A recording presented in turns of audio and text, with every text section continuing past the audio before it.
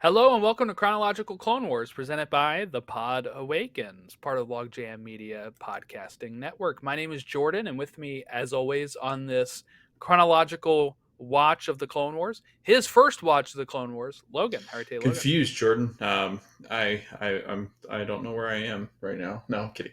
Yeah, that was a Took wild a take. dark turn. No, Jordan, it's heating up here in Florida, and it's weird because it'll like drop all the way down to like 60, and I'm like, where the hell am I? Like, I feel like I live in the desert or in Arizona or something weird where it just like it's hot during the day and really cold at night. So I don't know where I live.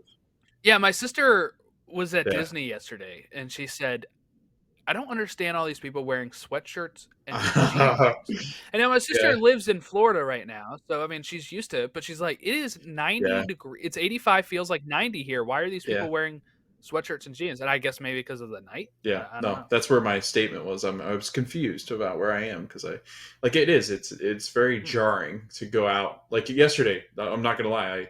We went out to eat before we went to the soccer match, and I had a jacket on because we were going into a restaurant, and but it was 85 degrees out, so it felt like 90. Well, Pitiful. I mean, it was a Pitiful. cool 90 degrees. So. Cool 90. What is that? Dude, I'm like wearing just this in 45-degree weather. I had a bigger jacket for when I was like in the rain, but like in the press box, I had just this on, and Yeah. I was Do you pretty guys get comfortable. I know this is way off topic still. Do you get March snow at all? Like is that okay. Sometimes, not this year. I don't Okay. think we will, but the groundhog said it's not going to be Well, a he went long out there and winter. saw El So Nino. He's like, "Oh, to hell with this." So, if we're abiding by what he says, and a lot of people like to crap talk him, but let's say that's 39% average. Like if he was a that's batter, that's a Hall oh of Fame gosh, that's like career. that's historic. 390? If you're batting Yikes. 390, you're in the Yeah. Hall of Fame. Like That that is what he it you is. know what, Jordan, he hits Okay. more often than stormtroopers. There you go. There's our segue. Yes, yes. All right, so we're talking about season 3, episode 5, 6, and 7. They are titled Corruption, the Academy, and Assassin.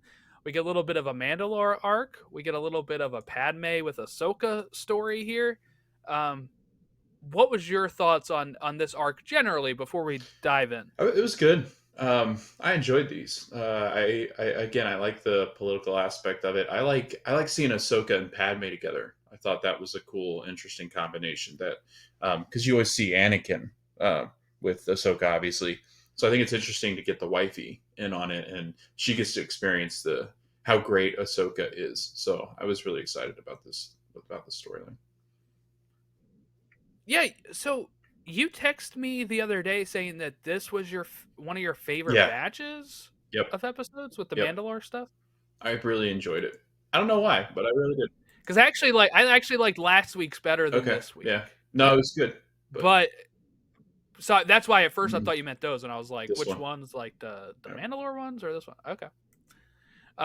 There, I think the Academy one kind of brought it down for Okay. me a little bit with just focusing on Yeah. the kids. Um, but there was some good stuff. There was some good stuff in there. So we'll start with Corruption, which was directed by somebody that's directed a lot of these episodes, Giancarlo Volpe, written by Cameron Litvak, premiered October 8th of 2010 on Cartoon Network. And the Disney Plus description here was Padme Amidala uncovers a plot beneath Mandalore's facade. So we have Padme arriving on Mandalore, and Satine's like, I want to show you the new Mandalore. And everyone's like, it seems like at first nobody's there to like welcome them, and then they like drive into the city, and like everyone's at like this big parade type thing, and they're like clapping for Padme. Um, and then another ship is arriving during that time, and 3 aliens step out, and it looks like they're carrying Sprite. Is like the best way to describe this. It looks like Sprite cans. They're like green and yellow. It's like tea or something that we're gonna find out is like spiked at some point or something. Um, but it looks like Sprite, in my opinion. And Customs is coming there to check on the shipment, and they're like, you're not on our log. And they're like, well, how much money will this take? And they pay off customs. And he's like, be thankful that this parade's going on because I'm the only one on the job right now. Then we have Olmec talking to the council. While this is going on, the aliens are making their toxic mixture.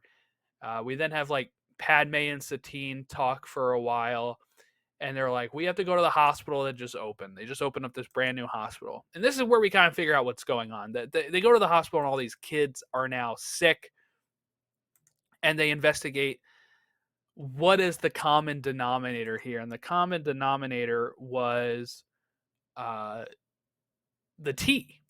Apparently, like none of the water was tainted. They usually just drink water or something, but for some reason, this tea was given to the students at school or something. I forget what the actual reasoning was. Uh, we later find out it's the superintendent cut a deal to make money, not knowing that these things were poisoned, and it's just a failure on the school system here. Uh, they they then see that the next shipment is arriving. They see the guy take the bribe again, and they're like, "Oh, this is where this is all coming from." So they start putting the pieces together. They start going to see where this thing is mixed in, and the guards won't even let them in. And Satine's like, "Dude, I am the Duchess. Like, you're gonna let me in." They get past them. They shut it down, and they make an antidote, and that is this first episode. Bioterrorism, baby. So, yeah, your thoughts on this here? I thought it was interesting when we kind of get to what is essentially a very real, very Hmm. relatable thing. Not that everybody's going around poisoning schools, but like we have a superintendent being corrupt. Like these are like real political things in our everyday, and sometimes it's jarring, like just hearing the word superintendent for like a school uh, in Star Wars. But I think it helps sometimes that relatability.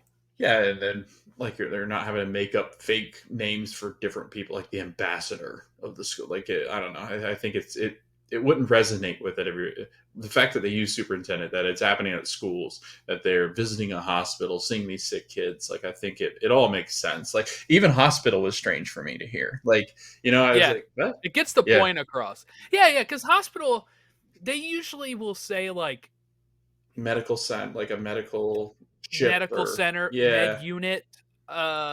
Yeah, like they usually use different things like that. Like I was what was the one that they used? Remember there was a whole episode where there was a issue with the it was like a satellite thing that yes, was a yeah, med unit or something, and they called it not a hospital. They called it yeah. something else. Uh that that's kind of the word you're usually thinking for this, but I guess when you're talking about an actual like planet and what the planet Hmm. has themselves, it makes sense to call it stuff that we can kind of make the connection with, like you said, to have it be relatable. This helps you. You're not sitting there thinking like, what's a med unit? Play. Oh, it's a hospital. Why didn't they just say hospital? Like you're not stuck thinking about that. What is the chancellor of the school? Oh, a superintendent. Why didn't they just say superintendent? Like it makes it drive the point home, I think, a little bit more. Some people get turned off by this. I do think some people say like, too much America in it or too much human Earth stuff in it. But I think it makes Yeah, sense. just wait till the spinoff comes when they all do visit Earth, and we're going, whoa. But yeah, no, I get it. I understand it. No spoiler alert. Well, this is a spoiler alert. So if you haven't seen Battlestar Galactica, turn off now if you're going to watch it. But um, that's kind of Yeah, Battlestar Galactica. They do eventually go back to Earth at some point. but yeah, no, it was I don't know. I enjoyed the episode. I thought it was interesting, and I love betrayal and corruption and this sense, and um, I don't know. Yeah, is Satine one of these characters that can never be happy? By the Oh way, yeah, like she's a she gets yeah, betrayed on the yeah, daily. Later in this set of episodes, which is next episode, we find out Olmec, like who's like the yeah. prime minister. we met in a few episodes ago. And now he's betraying her just like all the other people have. I'm like, dude, this girl can't catch Right. a break. Yep. You got to pick better friends. And we see this all the time, though, like in leadership, where uh, some leaders are notorious for surrounding themselves with people that they think that they like, or that are cunning enough to convince them that the job is theirs, and just aren't a good judge of character or a good judge of how people lead. And I see this all the time. Like, it's constant in our world on Earth, that leadership has a horrible time picking leaders. I feel like I am a very good judge of person, and I can tell when people are lying and conniving and deceitful. But I don't know. Well, you're not. I've been lying to you this whole time. Jeez. My name is not Yeah, Jordan. and Jordan drowns puppies. I do not. That's not spelled like that. Took that out of context. Yeah. Yeah. So I don't know. She gets her whole like all the kids in her planet like sick. Very bad luck for Satine. She has been betrayed one too many times. This next episode is called The Academy, which was also directed by Giancarlo Volpe. Written by Katie Lucas. Again, we got George Lucas's daughter writing, and Stephen Melching, who's also written a ton of episodes. Premiered October 15th, 2010. We're 14 years later talking about this. And I just want to thank anybody for listening and watching along with us, because we've gotten good like response on this, in the sense of these are so many like 15-year-old episodes that people are either following along with us or just have watched enough that they're like, oh, I can listen to this episode. Yeah. I just want to thank people for that, because sometimes like our biggest episodes are usually the new stuff. Like this show took off during Ahsoka. Like we had so many listeners join us during that time. And like Obi-Wan got a lot of listeners. Like those are usually like the big listens that we get. But just the fact that we have like enough of a hardcore listenership listening to us talking about 15-year-old episodes is pretty cool. And I know it's because, maybe not because of us, but because of the Clone Wars itself being such a good show. It's just thank you if you're listening to us. This episode synopsis was Ahsoka Tano is assigned to teach a class on Mandalore, which I read that synopsis. I don't remember these episodes that well. These I probably watched in like 2013, 2014. Like we're talking 10 years ago. I read that synopsis. I'm like, why is she teaching a class on Mandalore? I was like, this is wild. Anakin has to leave. Like he comes up and he's like, I'm just dropping her off. See you guys later. And Ahsoka's staying and teaching a class, and she's teaching these kids. And they kind of go off topic, right? Like they're going to start investigating their own ways. She's teaching a cadet academy while she's also trying to investigate corruption. But the kids kind of pick up on all this, and they start investigating the corruption as well, and she teaches them about what corruption is and all that kind of stuff. We meet Satine's nephew, Corky, who thankfully does not betray her during this time. It would be one too many betrayals for Satine. It's like, my nephew even hates me, right? I'm really curious whose kid this is then, because her nephew means it's her sister or brother's kid. Do we know? Did they say? Did I miss it? Think so. I don't think it ever got. Because her sister's Bo-Katan. Like, I don't see this being Bo-Katan's kid. I don't think we've ever gotten it. So maybe she has a brother that we haven't met or something that has a kid. Let me click on him and see if it tells you. Yeah, does it tell you? I would love for this to be Bo-Katan's kid. It is Bo-Katan's kid. Corky. Is it really? Yeah. Does it say it on there that it's I guess the kid? I should probably just look, because they could have the same last name. The last name would be the same.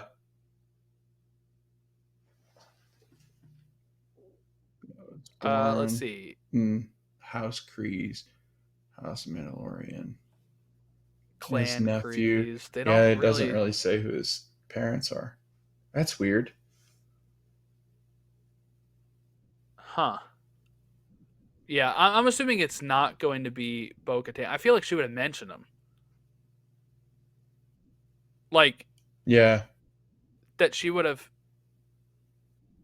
He appears again in season 5, so maybe we'll get more info. I don't know. Maybe it not doesn't though. It's look not like on it. the Yeah, it doesn't look like wiki. it. Looks like it's just they're claiming him to be part of the House of Kreese. Oh, okay, okay.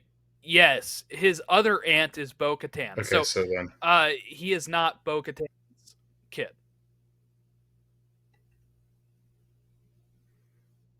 Dang. Okay, my screen.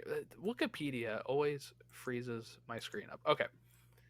But we do get betrayal here in this episode. Almec is the one that's going to betray as the kids find this stuff out. Right? They meet some shady figures. They tell Satine. Satine's like, "Don't do anything." Right? And they turn to Corky's like, "Hey, if my aunt's not going to do anything, we can trust Almec. We're going to tell Almec." And Almec's like, "I'm that hooded figure, so I'm not going to stand for this."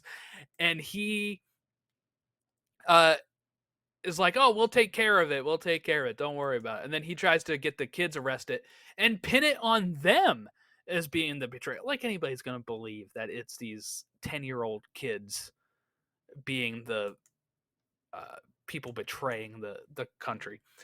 Um, their plan here is for Ahsoka to save, like Ahsoka saves them from the guards.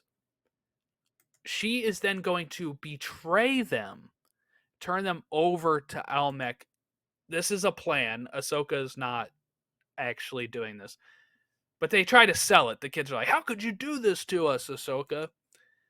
Um, Ahsoka and Satine get captured, and the kids are able to save the day once they get free. Almec is arrested, and Satine kind of says, "Look, I didn't call you here just to teach this class. I called you here because I don't know who to trust." And it makes sense for her to say that because she's got people betraying left and right now. You know, their senator betrayed her. The Governor Vizsla on the moon betrayed her. Right, this prime minister is betraying her. Like she doesn't know where to turn, and because of Obi-Wan and their relationship, before she didn't think she could trust the Jedi, but she's kind of seen how Obi-Wan has been treated, like assisting. I think she's able to vouch, uh, like take that Obi-Wan works with Ahsoka and kind of be like, okay, he's vouching for her. Padme has a connection with Ahsoka. She trusts Padme, right? So like, there's these so much. I called you here because I can only really trust the Jedi at this point. Then Anakin just shows up. He's like, "Hey, time to pick you up from school," and he takes her back home. there's I just got into a rabbit hole a little bit while you're talking there. There's speculation and rumors that Corky Kreese is actually Satine and Obi-Wan's kid, and they don't let him know that it's their kid. Yeah, Oh, that would that's be the interesting. fandom. That's the Yep, fan that's all the theory. fandom. There's Okay, a lot of articles on it I can because they get said on he looks board. like him. He's got like the blondish, He like does. red ginger hair, and Yeah, he he's does got the have red Kreese hair. look to him. And they said that it makes sense because I got into some spoilers, obviously, but technically he's the rightful owner of the throne to the Mandalore, or he's the heir to the throne of Mandalore. So Yeah. Well, yeah, that would be I could get behind that. I could get behind that fan theory. I ship Obi-Wan and Satine. yeah, so Okay, so Corky, they couldn't have come up with a better name. Dude sounds like my 60 yeah, year old uncle. it's so close to corgi. It's like really like so close to a dog.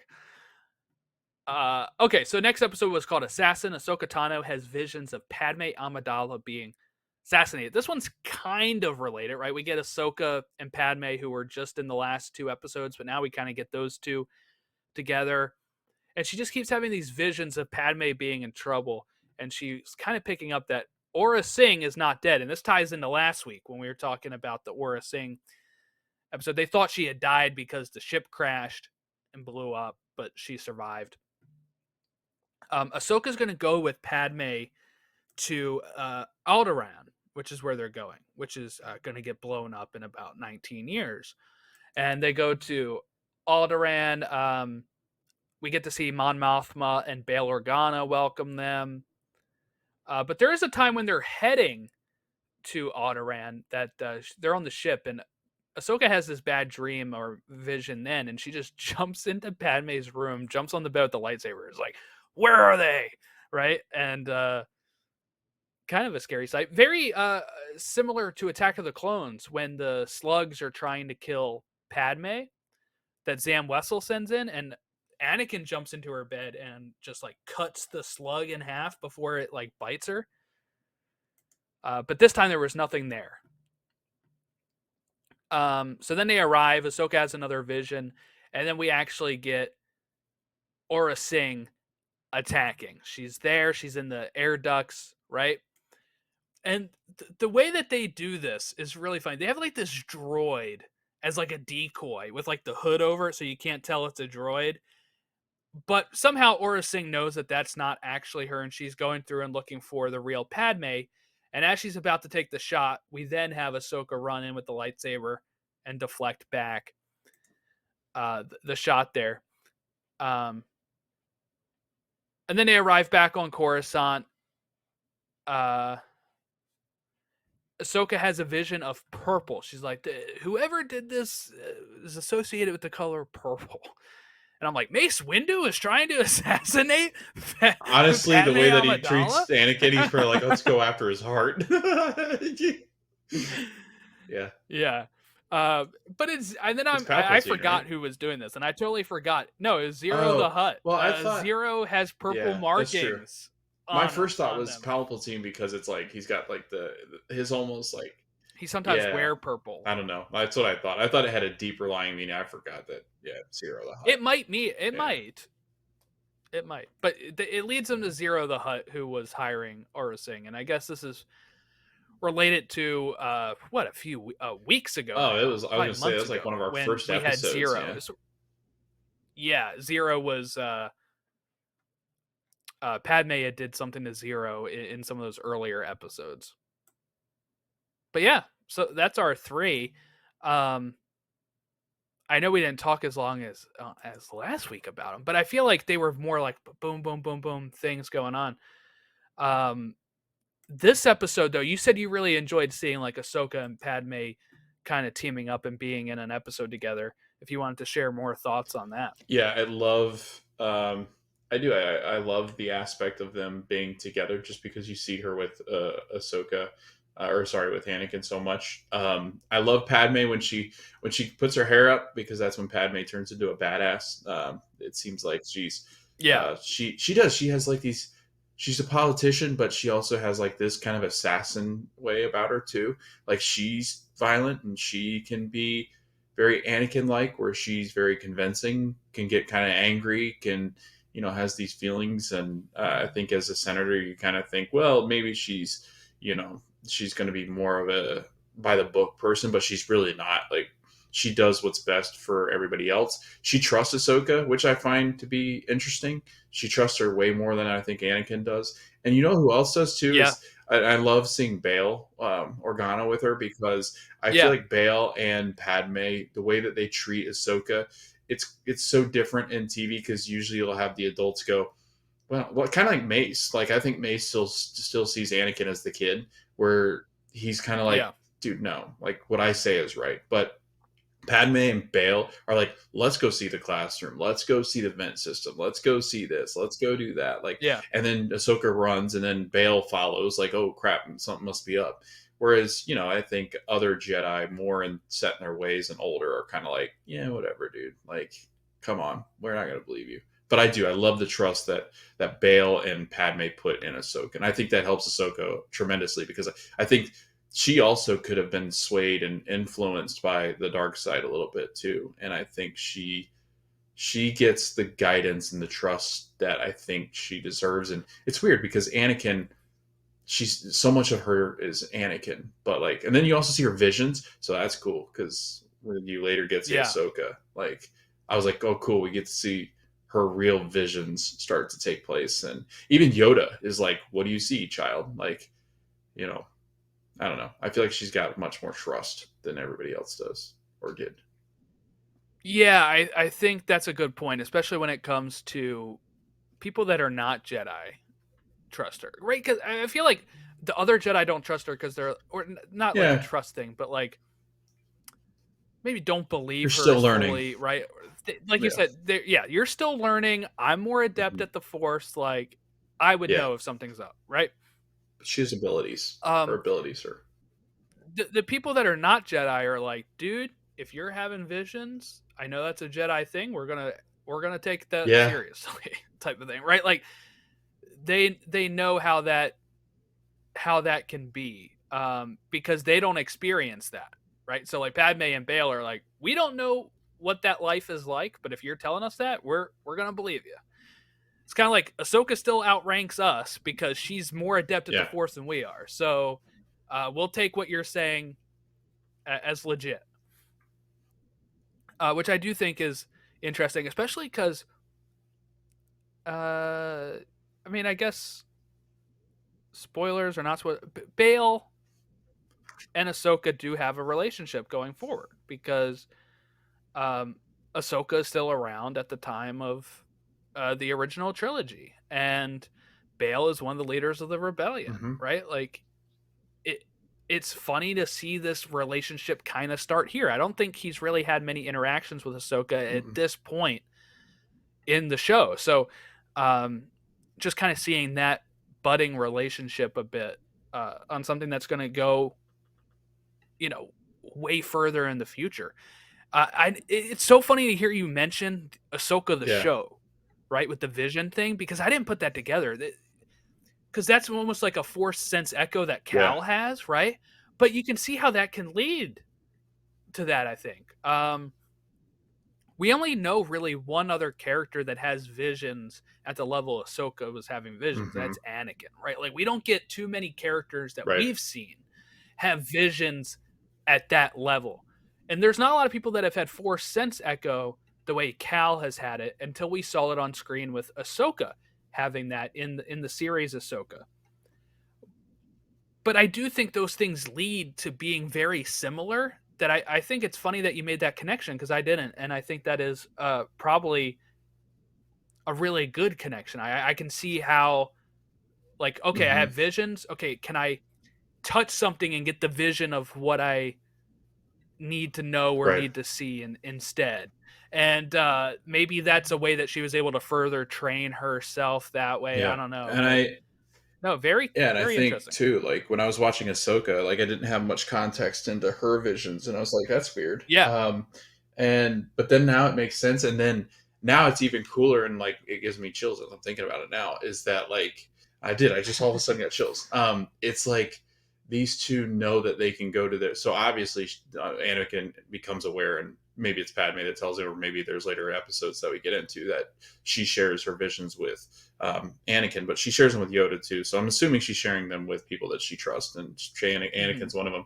But like Jordan, that's like their meeting place. That's so strange. Like you know how like it's almost like the Force connection, but this is instead more of like visions that they have together, and like she can yes. pull him into visions that she's had, and then interacts with Anakin from different points in which she had interacted with Anakin before. So it's cool because you get And their both of their visions are yeah really focused on yes Padme dying. Now, of course, Anakin also had visions of yeah his mom dying, it's but like pain they do share like during yeah episode 3, right, and this episode here, where they are both having visions of Padme dying, and it causes Padme Ahsoka to yeah save her, right?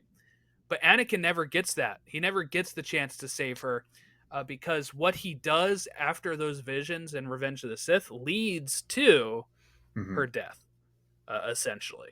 So it's almost like he's the cause of it, while Ahsoka was able to stop yeah her it, visions. it is it's Uh, like Anakin's never successfully stopped a yeah vision, no right? I mean, like he right I didn't was save gonna his say mom. Ahsoka can kind of control and Ahsoka's almost like they don't have to necessarily come true, whereas I felt like Anakin's always had to because he was just unable to stop those. And I don't know, like it is cool, like it's a really interesting idea, but I think it's all their visions come from pain. Like it all comes from sadness or somebody's in pain.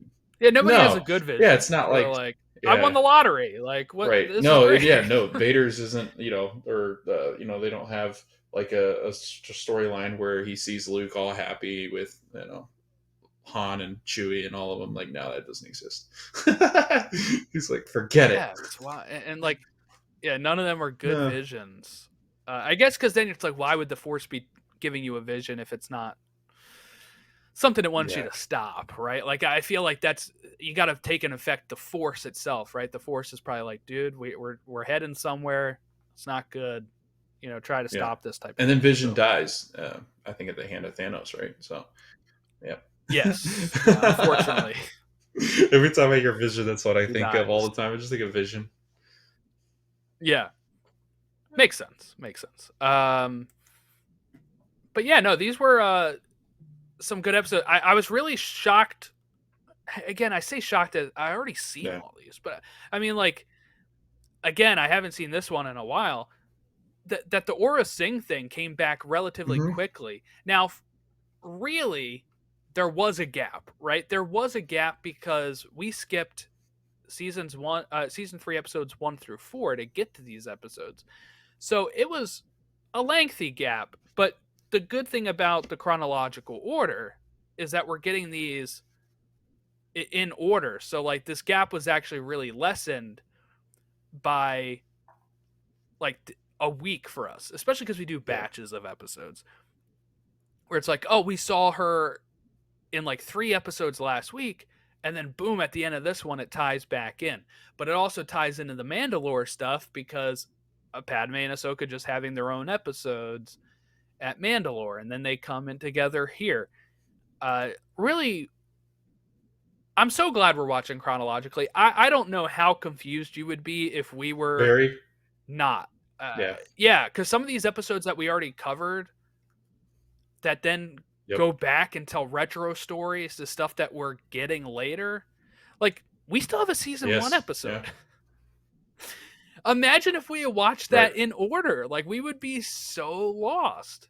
Yeah, I was thinking about that. I was just before this, I was listening to a guy that was reacting to Clone Wars, and he was doing them because this was, I think, years ago, and I don't think he'd really looked up like how to watch this chronologically. So he was saying, I'm watching these chronologically, but they were literally like, he meant like at the time they came out. In Yes. the order of release, yeah. And it, like, I was thinking about it, I'm going, I'd be totally lost. It jumps back and forth too much. Like it, I don't think they really had a plan for it until they get later on into the seasons. It seems that they've started to kind of get a flow, Yeah, but it's like once we get through the season 1 episode we have left and the season 2 episode we have left, it's pretty much a okay. release order. Yeah. Except for season 5 episode 1 is going to get randomly inserted somewhere else. But the rest of them are all pretty much release order. So it definitely seems like it was I don't know if it was a production thing or like that episode they did at the end of season 1 where they're like, "Oh, we're going to do this cool episode." And then they're like, "Whoa, we can actually build up to that. We can tell stuff that builds up to that and then, release Yeah. those later." Yeah. Interesting. It's I very do. interesting. I wonder. I'm trying to think of why they would do that, and because I was thinking about it, I was like, my first thought was maybe because it was geared more towards hitting like kids, right? And like, but then I'm thinking about it, going, when I was a kid, I knew. I wouldn't be like, oh, the character arc, or oh, this arc makes sense. But I would be like, why didn't the last episode build off of? Because I would do the same with like Yu-Gi-Oh, Pokemon. I'd expected it to pick back up. Yeah. I It don't get it. happens a lot. I'm watching X-Men the animated Hmm. series right now.